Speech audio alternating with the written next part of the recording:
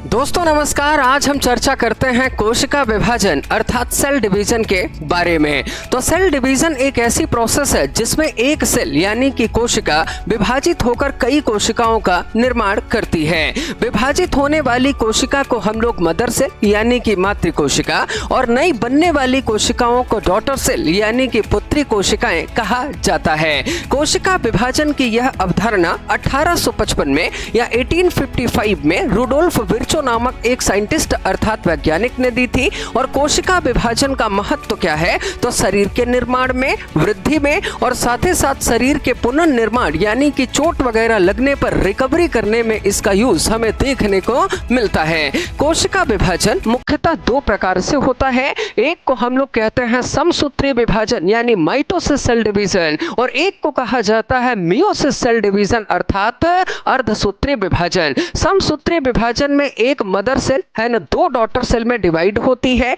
जबकि meiosis cell division में एक मदर सेल 4 डॉटर सेल का निर्माण करती है। एक सेल डिवीजन शरीर के निर्माण के लिए आवश्यक, तो दूसरा है ना जो व्यक्ति का जेंडर यानी कि लिंग निर्धारित करने में प्रयुक्त किया जाता है। Thank you very much.